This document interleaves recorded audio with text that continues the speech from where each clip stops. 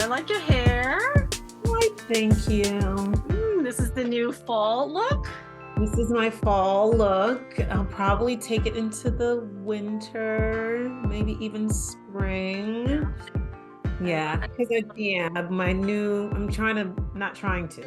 getting back my discipline with my gym. Did I talk about that last week with the gym and working out? Because I'm an avid exerciser, but the pandemic kind of had me, and having a mother with cancer that needed extra support, I kind of let myself go. So yeah. With the increased amount of gym time and needing to be like on for interviews and podcasts. And should I take this cardigan off or keep it on? I like it. I think it complements well. It like plays off your hair and the a little layer. Yeah. It looks like you matched it to your eyeshadow. I did. I add a little bit purple. I think this side has a little too much. I can't tell. It looks good. I'm liking the energy. Oh my God, did I not put liner on? I think I only put shadow and did not put liner. I can't listen. It looks good. Okay. I noticed. It looks good. Okay, you ready? Energy. Yeah, your energy is great. Thank you. Welcome to the Artandhustle Gallery Conversations. Welcome here to our weekly inspiring conversations with DOCSUNN, my beautiful friend and soul. So, what is on your mind today? Oh boy, what is not on our minds today? The holidays, right? Well, we started a little bit because we like to just jump in. I was complimenting you on your hair, so you were telling me that you're getting. Oh yeah. Oh, so you know what? I think that's a good place for us to start. Yeah. This idea of discipline. So, people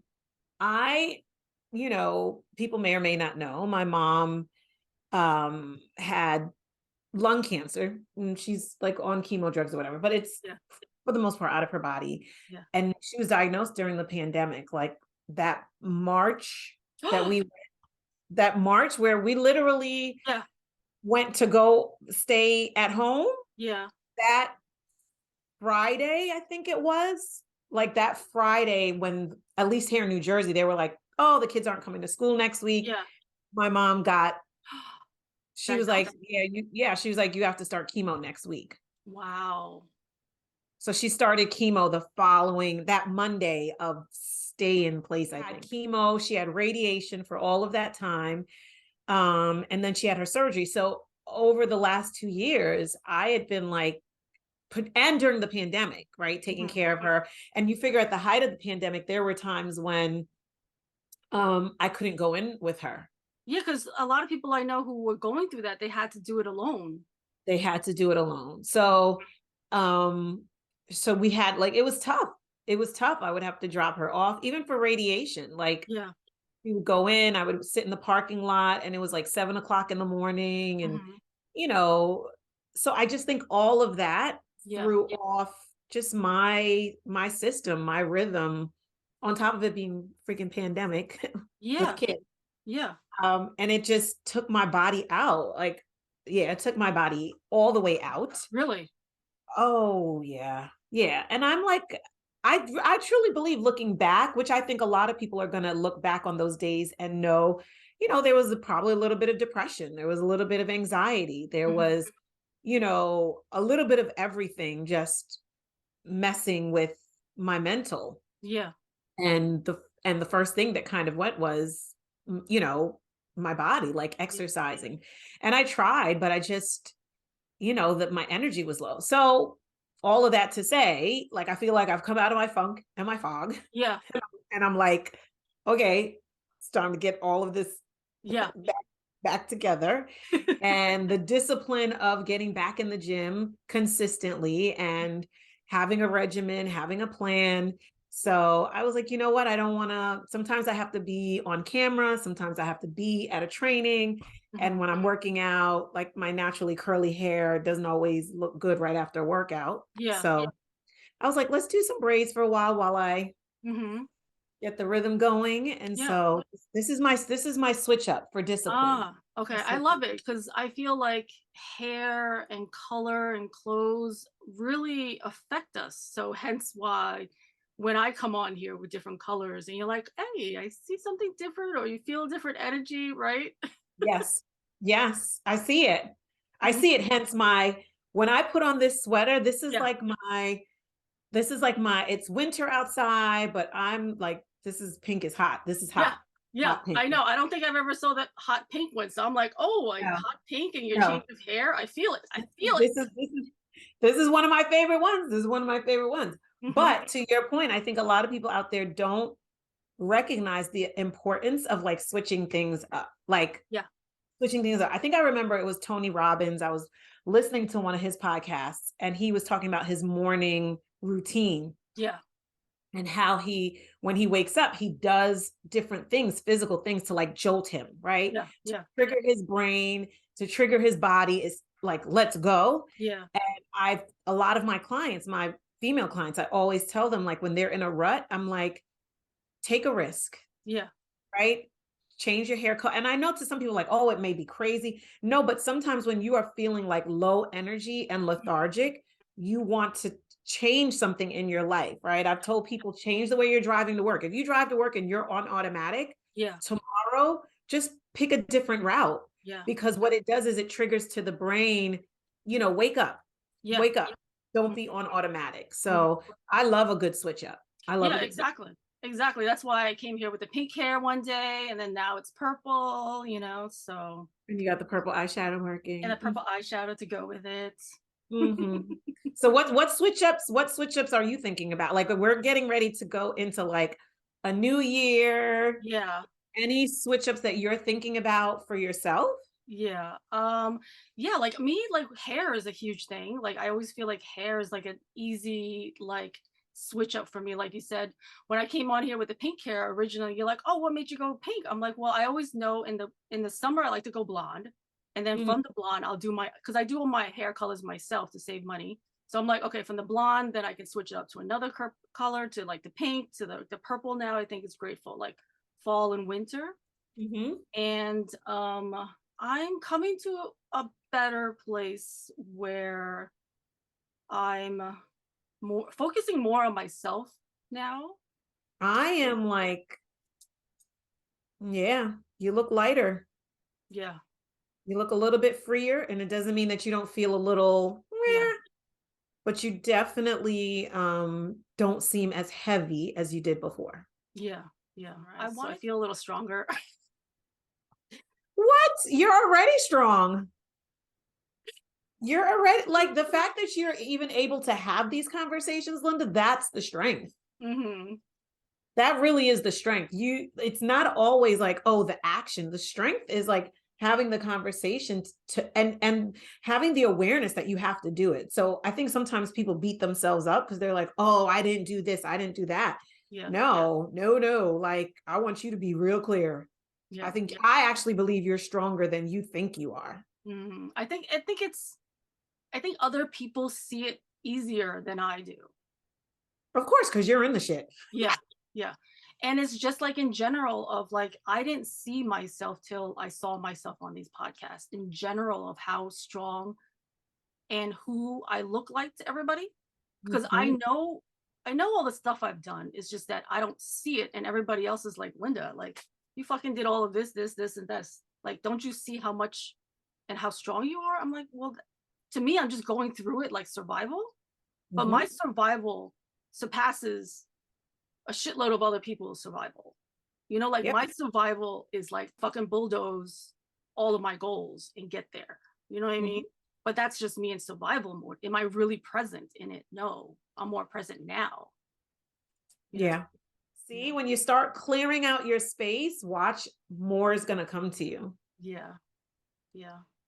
More is going to come. That's just how the universe works. Exactly. And I mean, like, I've always known it that you can't have more in your life till you get rid of, like the clutter of your house and the shit that's in your house, the stuff that you're hoarding. And my mom always says you have to form a vacuum. I was growing up, every every New Year, like not the day before New Year's Eve.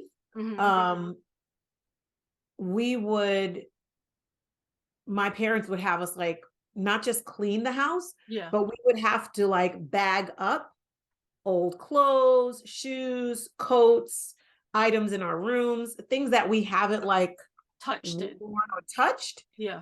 Have to bag it all, because my mom didn't want any of it in the house when the new year started. And she would always say, that would be her thing. She's like, we're creating a vacuum. And that would be like, that would be anything. That would be food, anything in the cabinets, old dishes, pillows, comforters, clothes. She was like, we're forming a vacuum for the new year, and we're not going to take old things that don't serve us. We're not going to take them into the new year.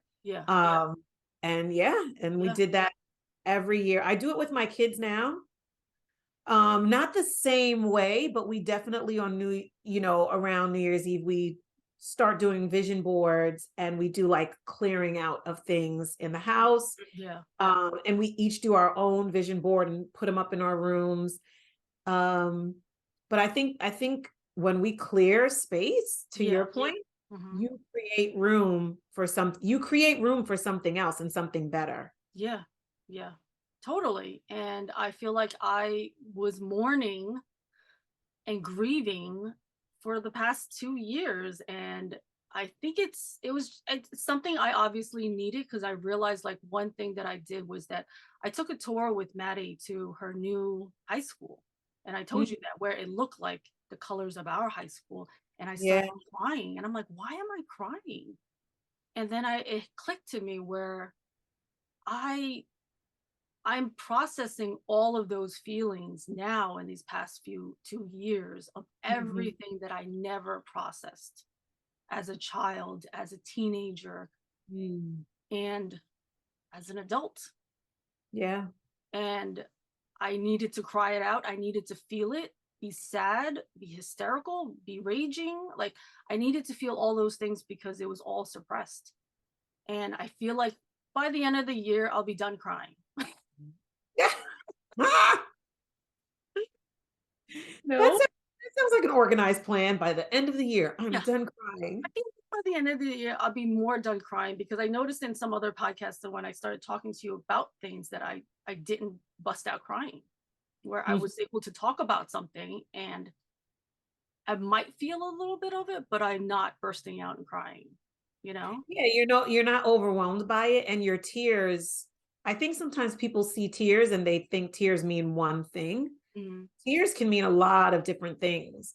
You could be crying at someone's funeral, and one emotion at the beginning of the funeral could be tears of like just sadness because you're going to miss the person. And then 2 hours later, you could be crying, but you could be crying with tears of joy of the memories that you have with that person. So I think as you talk about how tears kind of flow, and even in the context of what we're saying now about clearing out space, your tears at the start were like, they were more like a release of like what had been suppressed. Whereas now your tears are more like tears like, wow, I can't believe I went through that. You know what I mean? Which is very, very different. Very different. Man, look at you out here changing people's lives and your own. I'm trying every podcast, right? Every podcast, every story, one story at a time. One story at a time. One story at a time. So that's great that you have a lot that you're going to release and have released, particularly tears, by the end of the year. But when you think about like the tears that you cried when you went to your daughter's high school, how are you feeling about kind of like releasing her to this new phase of her life? I have no reservations of it, because she's grown into her own skin, where she goes through every single new step with like excitement and enthusiasm. So I love that she's like comfortable in her own skin. Do you ever look at her and as a mother, how do you feel when you look at her? Because I was talking to a client a couple of weeks ago. Yeah. And there's a running theme with some of my clients around mommy-daughter issues. Oh, that's a whole podcast right there. I know, but I mean, we don't have to jump in it here. We could save it for another time. But like, given like your experience, her age, and now you look at her and how you've described her, what is your like, how do you experience her? Do you know what I mean? Like, what are your feelings when you look at her? It's really funny because like, I guess like I saw all of my fears surface when I first had her. All of my childhood fears and emotions and everything I saw. Parenting will definitely have us reflect yeah about our lives and ourselves in completely different ways. And I think I don't think people get it. I don't think people really get how the responsibility of raising another human being. Yeah. So, right. So when you're raising your kids through your trauma, you're just unloading all of it onto them. You're programming them. You want your kids to succeed. Like all your dreams that you never were able to succeed, you want your kids to succeed. So you're pushing like so much of that huge baggage onto them, and they don't want that baggage. They're like, no, I want to be myself. Like, I want to go do this, that. Why do you think I need to be this way and succeed in these goals and get those grades that you think I need and go to that college you think that's prestigious and all of it? Why do you need that? Yeah. You know, so I feel like a lot of parents are living through all of it and living vicariously through their child. I think the word that you use that stands out to me is the programming, right? It's that podcast that we watched, he sent to me, the and Avatar and the podcast and all of Avatar, and how early the programming starts, right? And once you're programmed, you're then operating in that unconscious program. Yes. And so one of the things that I have been doing, the personal work that I've been working on just spiritually, is catching the programming, right? Catching the programming when I have an opinion about something that I'm treating it as if it's a fact, right? I have an opinion about something and I'm treating it as if it is a fact. And so I'm then interacting with it as if it's not flexible. Yes. I started paying attention to that, right? What does it mean to be self-sufficient in the world today? What does it mean to have wealth? What does it mean? You know, people have been asking me, right? You're talking about your daughter going to high school. My daughter's going to college, right? Yeah. That's huge. Oh, it's huge. And that's why I kind of prompted the question, because when I look at my daughter, I just think she's so much better than I am. Really? Yeah. Like I look at her and I'm impressed with her. I'm in awe of her. Do you know what I mean? Yeah, but you guys did that though. You guys did that. Yes, I'll take credit for it, but I think she came with a little bit of it in her too, right? Like it's almost like I feel like God gave us like a good canvas. Yeah. He was like, don't botch this up. This shit should be really easy. Yeah. Don't mess it up. Yeah. Just fill in the lines. But I gave you the outline. But I think that as she's preparing to go off to school, you know, it keeps hitting me in my head, like the programming, right? People always ask her, oh, Sunne, where do you want to go to school? Or where do you want to go? And then they'll ask me, someone asked me yesterday, well, where do you want her to go? And the programming, right? I caught myself because programming would have had me run down all of the things that I want for her. Yeah. And I immediately said, I want to go where she's going to be able to be her full, authentic, beautiful self. Love it. That's the goal. That's the goal, right? Because I, in my finite mind, could think, oh, she's going to do well here. She's going to do well here. But ultimately, God in the universe knows who she is and what she's supposed to be in the world. And I have to trust that wherever her heart leads and guides her, that's ultimately where she's supposed to be. Now, my fingers are crossed that wherever that is, she gets a lot of money and scholarships. I just want to put that disclaimer out there for the world. This whole college thing it's a trick. Yeah. And we'll end on that. Yeah. That's all. It's a racket. It's a trick, but we'll end on that. I know. That was one of the thoughts I was thinking. I was like, oh my God, when my kids go to college, I kind of want them to make sure that they have like scholarships and money and all of that. Start looking now. That's what I would say. Not start looking now because you don't want to put pressure on your daughter, but you start helping her to, I think what we helped our daughter do was kind of lean into those things that interest her. Right? Because where our school system fails our kids is that they are learning so much bullcrap. Yeah. That like they don't 90% of it is bullcrap. That they don't need, that many of them aren't even going to use ever in life. Ever. Or they're not learning the basic life skills either. Taxes, budget, how to fix a flat tire.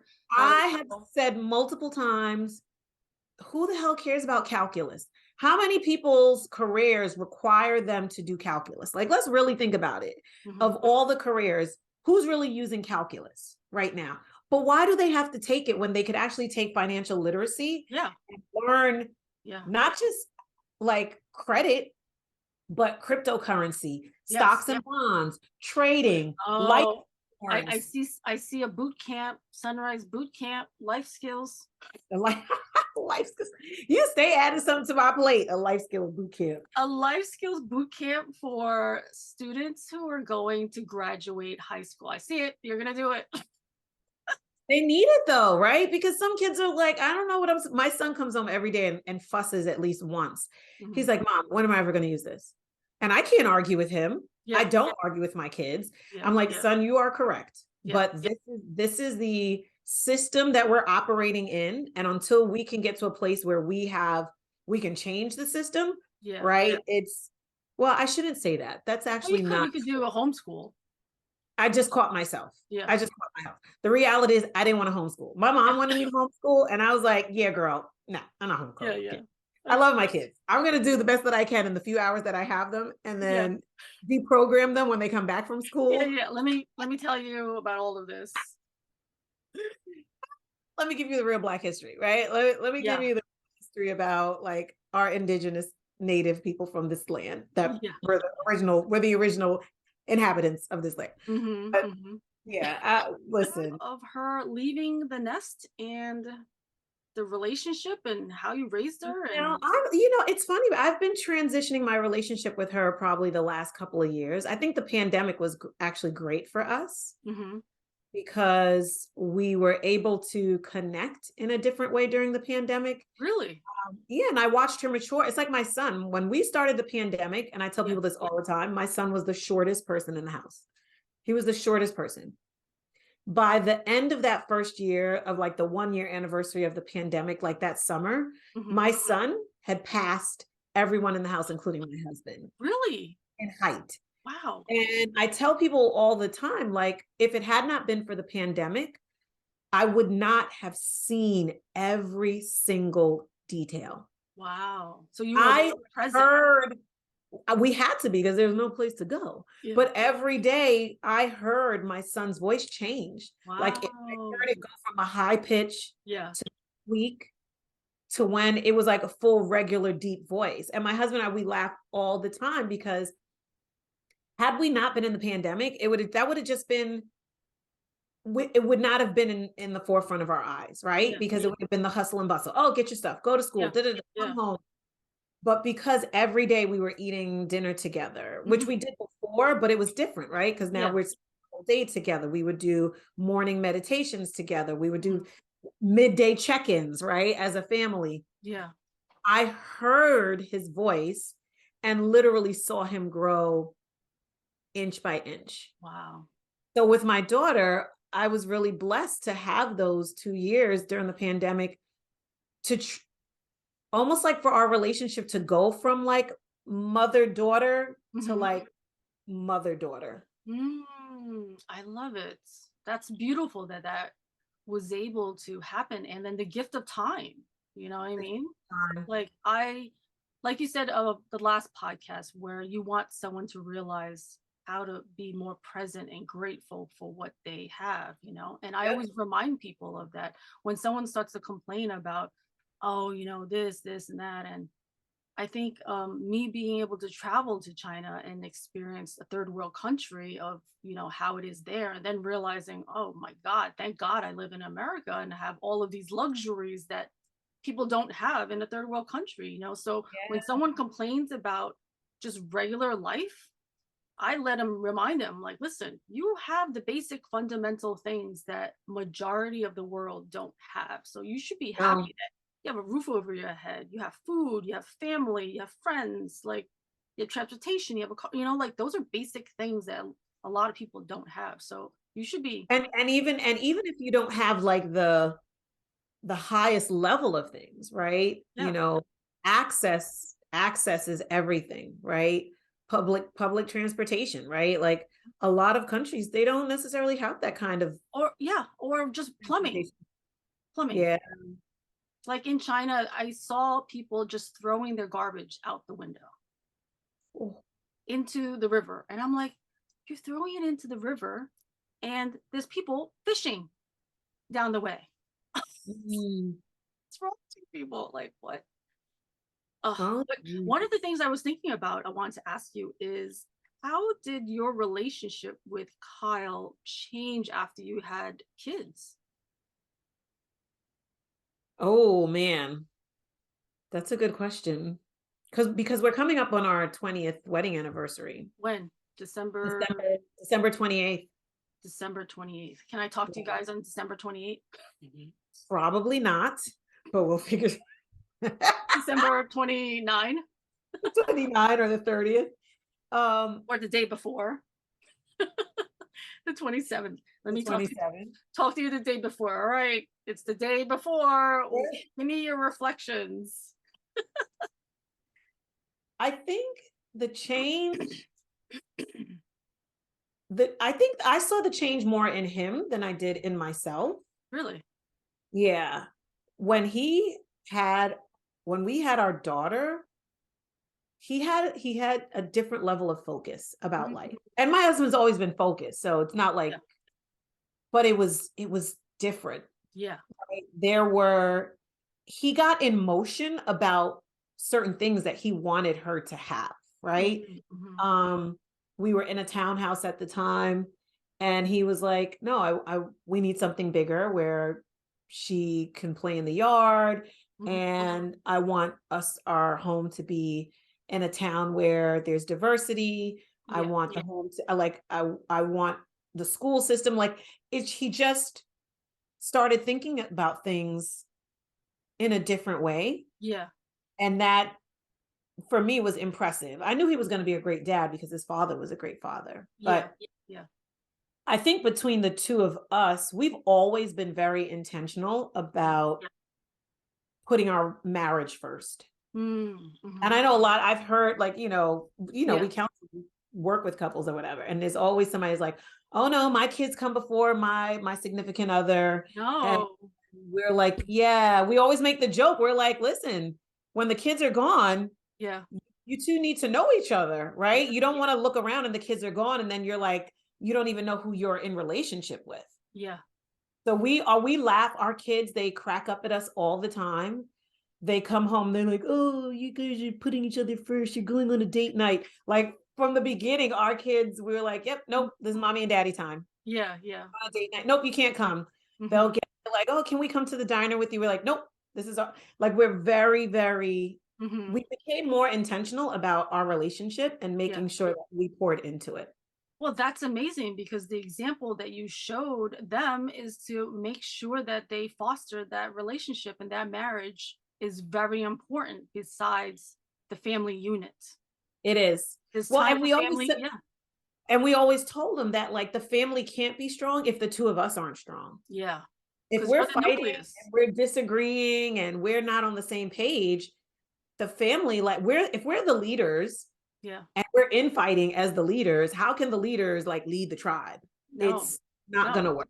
It's like the nucleus of it. If the nucleus is not, cohesive and a partnership and tight, the whole thing is going to disintegrate and fall apart.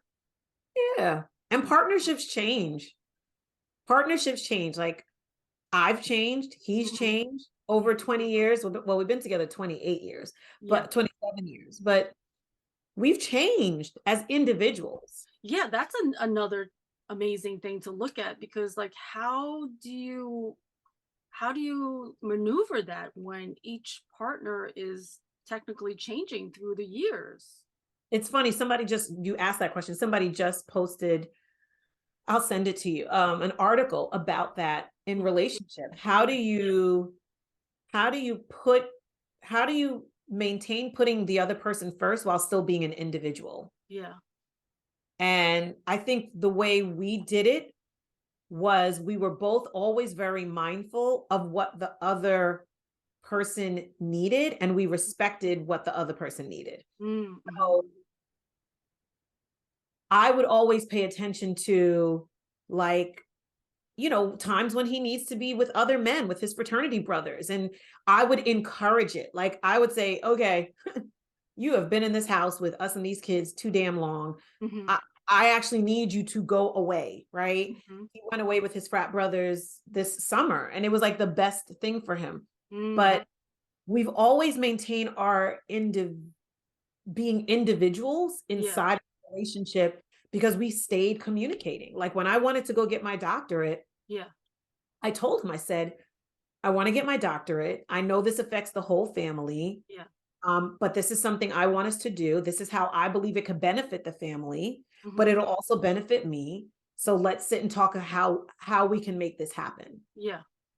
It was always communication. And so for him, he was like, okay, you go first, right? Wait, did I go first or he went first? Yeah, I went first. And he was like, okay, well, it's my turn. I'd like to do my master's, And I was like, okay, your turn. And we would tag team in a way that respected where each person was.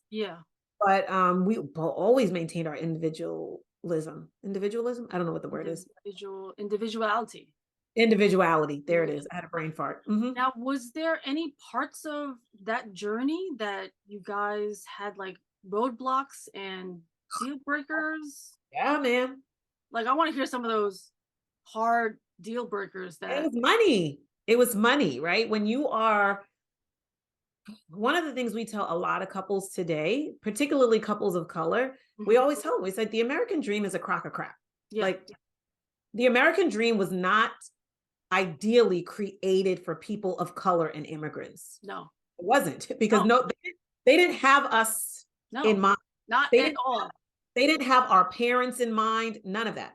Our parents had to grab and snatch aspects of the dream and like cultivate it themselves. But it was the idea of the American dream, how people talk about it, it wasn't there for us. So we tell a lot of couples that, like, focus on what's going to make your relationship and your marriage happy, not what society says. Society says, oh, you got to get a house with a white picket fence and a dog, and you know, your kids have to go to the best school, and you have to drive the finest and the flyest car, and if you're not traveling, you know, you're nothing. Which is that's why everyone gets into debt, because they're trying to look like the American dream when you have no money in the bank, no retirement, no cryptos, no savings, nothing, but you look like you have millions of dollars, but in debt. And that's the mistake that we made early on. So when we work with couples now, our job is to, like, don't make the same mistake we made. So that's where a lot of our roadblocks were, right? So understanding, like, I was doing this doctorate degree, he's doing his master's degree, but that would have also required us to, like, put in more time and effort to generate more income. So you go in debt for some of this stuff. And as debt becomes due, you're like, oh, but wait a minute, we have this huge house that we bought. Oh, wait a minute, we have these 2 cars. Oh, wait a minute, we forgot we put our kid in, like, one of the most expensive private schools. So all of that is where compounded. Yes. But through it all, we remained friends, and we always communicated. Even when it was hard, Yeah. Even when it was hard. Yeah. Even when it was hard. We make a joke with our couples, right? Like people are ashamed of things like, oh, repo and foreclosure and all those things. Oh, no, we had a car repoed. Like, yeah, it happened. Yup. Yes, hand raised. It happened, right? Because we didn't make the car notes or whatever, and they came and they got it. We got it back. Yeah. But yeah, that 3 a.m. knocking on your garage scared the hell out of both of us. Yeah. And we were crying together in our room, like, how the hell did we get here? How the hell did we get here? Those are roadblocks that you can overcome, but you can't overcome them if you're not talking. Yeah. Yeah. Now, did you have any couples that had like infidelity, and were they able to get through those and stay together? All the time. Yeah. All the time. What tips and things that they were able to implement to be able to get through those? I think the conversation of infidelity is interesting, right? Because everyone has a different take on it. And I think whatever a person's take is on it, how can I say this?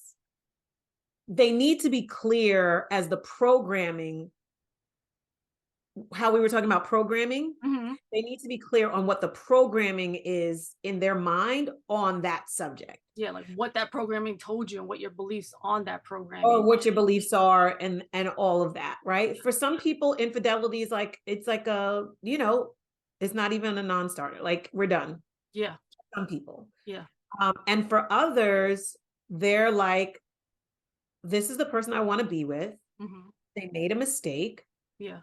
I'm hurt and we need to heal, but we need you guys to help us heal so that I can build my trust back. I can have a better understanding. Yeah. And oftentimes the couples that come to us with that situation, that's the work that we do. The work isn't like, oh, that person was wrong, you're right. None of that matters because every relationship is different. Our work with them is to get them talking about, how did we get here? Okay. How did we get here? Yeah. Yes, that person may have stepped out and that person can't blame the other person for them stepping out, but they both can take responsibility for how they got there. Yeah. I like that. Yeah. That's like, we say that's grown folk stuff. Yeah. Yeah. And do a lot of those couples end up staying together, or they break apart? Most of them, I would say 90% of our couples that have experienced that are still together today. Yeah. Interesting. They're still together today. Yeah. And because often when we get them talking and we get couples vulnerable and connected in the session, so much truth comes out that has, like, perfect example, like how you said Sunne-Ryse for like the last 2 years. Like, I was just like, well, fine, because all of this stuff has come to the surface. You don't know how much muck and dirt and crap is like stored up inside you as an individual, but you're inside of this relationship and the other person doesn't know that you're fighting these inner demons and turmoil. Yeah, exactly. Because majority of, everyone's just walking through life and these relationships, just really suppressing a lot of it and just on autopilot and just living as this like avatar of like, this is who I need to be. And then at some point in their life, like they wake up and like realize, oh my God, like, who am I? And how did I get here? Right? Like, then you act, if there was infidelity, why did you do that? What made you act like that? And how did you get there to get to that point where you felt like you had to do that? Yep. Instead of going to your wife or husband and talking to them and communicating. And we tell couples all the time that the infidelity didn't start with the actual act. Yeah. It started way before that. Yeah. And both of you probably noticed, but for whatever reason, no one was vulnerable enough or connected enough to be able to say, okay, we need time out. Yeah. Something's off here. Yeah. and we need to like recalibrate. Yeah, I think a lot of people will, yeah, you know, you're right, because it didn't start with just whatever those secret conversations and secret Facebook texts and, you know, the emotional cheating or whatever it is, your coworker that you started bonding with or whatever it is, Yep. right? It didn't start with that. It started with probably all those little insidious like fights and disagreements that you had, that you felt like possibly you were not heard, or you felt like you were, you know, disregarded. And not even fights and disagreements. Yes, that's part of it, but some of it is I wanted you to go to this event with me. And I know you were busy, but instead of me authentically expressing to you, it would really mean so much if you came with me. Yeah. You didn't do that. Yes. It's not an argument or disagreement. It wasn't being vulnerable enough to say, there's a part of me that really needs you here. And so instead of showing you how vulnerable or how much I want you, I'm just going to be like, oh, it's okay. I get it. You can't come. You have work. That silencing that emotion, that feeling, that voice inside of you, it left somewhat of a little hole. Yes. And then something different and random happened, and it kind of made that hole a little bit wider. Yeah. And now what was a simple request that you suppressed, you're now feeling alone. Yes. And the other person, and the other person is like completely like, what did I miss? Yeah. So it's a lack of communication. Yeah. Communication. But what if you're communicating and they are not reciprocating? What does that mean though? So you say like, oh, I wanted you to come to this event. And you asked them nicely of how much it means to you. I really need you to come to this event. And they still said no. Well, I think one of two things, right? It depends on what the no was, right? If the no is, no, I don't want to go with you. Yeah. That's completely different from, babe, I really, really hear you, but I have, like, I don't have a choice. I have to do this thing at work. Yeah. Is there a win-win? Yeah. Is there a way that I can come with you for part of the time and still do what I have to do? Like, it really depends on what the no is. Oh, instead of like just a no, like I just want to stay home and sit on the couch now. Yeah, like, I mean, that kind of no really speaks to your relationship probably needs counseling or support, right? Because that person who's like an outright no, even after you've expressed yourself intimately and honestly, probably needs help understanding communication or something else. Yeah. So it really depends on the type of no. Because there have been times when I vulnerably expressed something that I've wanted or needed. Yeah. And, you know, my husband was very empathetic and compassionate, but he was just not in a position to be able to give it to me. But he heard me, he acknowledged what I wanted, and he was like, is there another way that I can support you? That request, that offering is enough to warm my heart, because I'm like, I like that.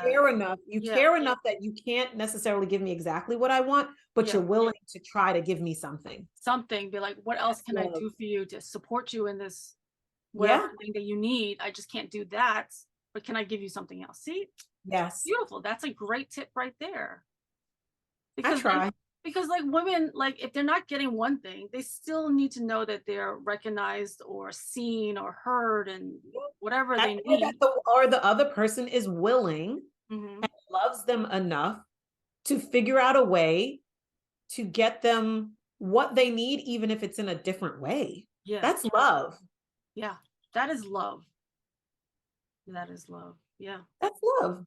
Yeah. I tell people all the time, you want to love someone enough, not that you would give your life for them, but you are willing to try and figure out a way to help them save their own. Yeah. Love isn't always, oh, I would give my life for you. Yeah. It sounds really cavalier, and I think it's ridiculous. But true love is like, how can I ensure that my life is secure, and me help you figure out how to save your life too. Yeah. Why does it have to be either one or the other? Yeah. Loving each other means that we figure out how we both can get what we want. Exactly. It's just a how to, you know, like a happy marriage or happy relationship or a friendship or whatever it is, right? What do you need, right? If you need something, it'll be like, yes, okay, let's figure out how. You know, how can we do this? It's always a yes. Okay, let's figure it out. You know, so it's never a no. Like, what do you need? No. Okay, yes. All right. So let's negotiate, or I don't know if he used the word negotiate or compromise. Oh, I think he didn't like the compromise. He said, let's negotiate, let's figure it out. And it's a yes. No matter what it is, it's a yes. It's just how can we do it? It's just how do we do it? How do we do it? And in so many words, that's what I'm saying. But oftentimes in relationship, most times, and most of the couples that we've worked with, most couples aren't, when they start working with us, they are not 100% vulnerable with each other. They could have been together for 20 years. Yeah. They're still not 100% vulnerable with each other. Really? Yeah. Really? Yeah, vulnerability is serious. That's true. That's true. Like, I don't think I'm not the same person I was when I was married. You know what I mean? Like, I realized like I was evolving and changing, and we were evolving and changing away from each other. You know, because I don't think the support was there for each other to be like, okay, this is what I need. Like, how can I get what I need? How can you get what you need? You know, it's hard to give someone what they need when you're giving from an empty cup. Yeah.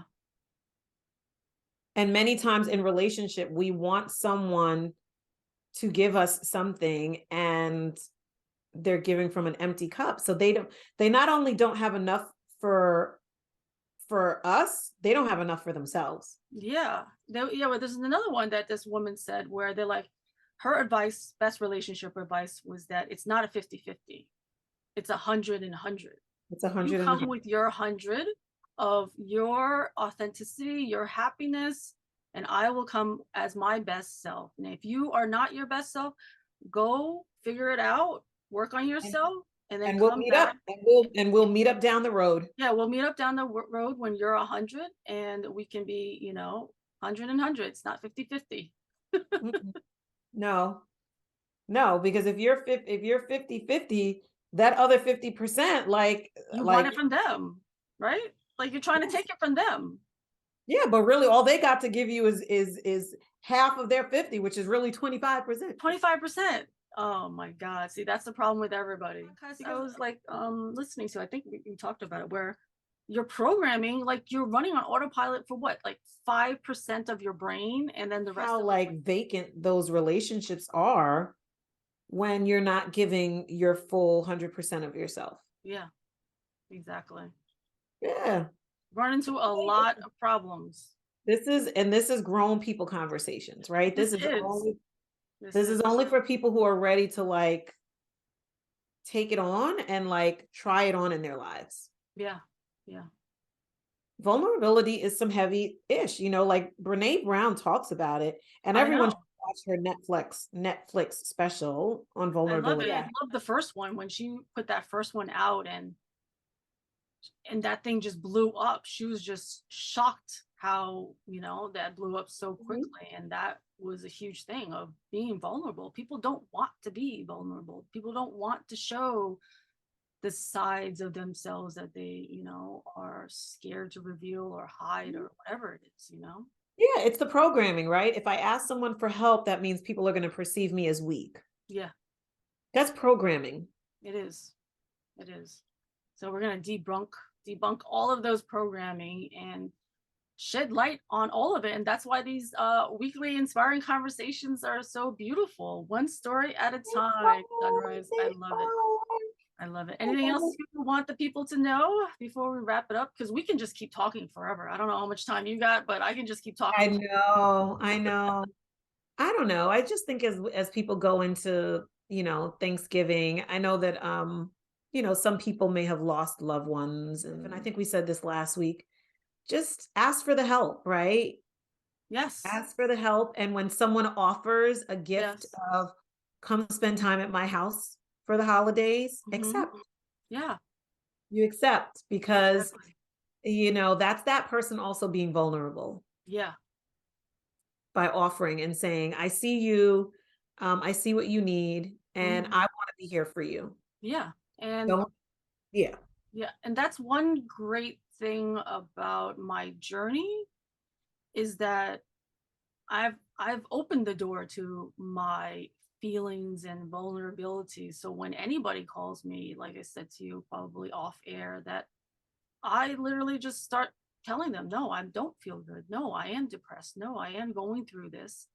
And that's not who I am normally. So like it's not like they've ever heard that from me. So for them to hear that from me, they're like, oh my God, really? Like, wow, like the fact that you're actually fully in it, immersed in it, and expressing how hard it is for you now. I think it's also good because that's me reaching out to people. Like, I need help, you know? Yeah. And that's also like I reached out to, you know, Monique and Lorraine and Courtney this weekend. I'm like, listen, I am shitty. Let me know if you guys are free. Let's get together. Yes. You know, so that's how Saturday came about, because I'm like, listen, I am in a hot mess. Like I need some time from you You guys. need to be filled up, and you need to like go to your electrical box, put your hands in, and whatever's there is going to like feed and pour back into you.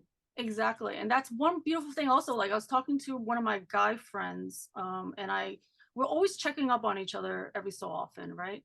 And he said that at one point, I think when I was doing my art shows in 2017-ish, he had a voice that told him, he's like, whatever Linda's doing, you need to support her. And that was a voice that told him this. And I was like, oh my God, really? He's like, yeah. So like when you tell me there's something you're doing, I'm there. The voice just told me like you have to support Linda, whatever she's doing, just, you know, support it. And so I was talking to him yesterday, just checking up on him. And he's like, yeah, you know, like we have these conversations and I always feel so much lighter and happier after we talk and, you know, just have these conversations of enlightenment and, you know, family and whatever, immigrants. And I was like, that's amazing that you feel this, because that's how I feel when I talk to certain people, you know, like you have that lightness out of it. You have this joy out of being present and talking to like-minded people, really, too. Yeah. I love it. One of the next podcasts that I want to do, I actually wanted to talk to you because my friend is also going through that caretaker mode. So, okay. I feel like that would be a good podcast too, to talk about caretakers and how it affects you and everything as well. Oh yeah, I'm down for that. Going through it now. Her husband just got full lung transplant. Oh my God. And then her mom and dad like died like years before that too. So it was like her dad died, her mom died, and then her husband was about to die and then needed lung transplant. So she's been on this like caretaker mode for such a long time. And then her body's like, you know, starting to like failing her because she's not focusing on herself. Yeah. So that would be a good podcast to talk about. Oh, I'm down. That's a good one. And a lot of people need it. Yeah. Cause I wanted to talk to her about, but she's not ready because she's going through it, you know, but that's a hard thing, you know, to be there, to go through it with that person. I tell people it's like my mom wasn't the only person that had cancer. It was like everyone had it. Yeah.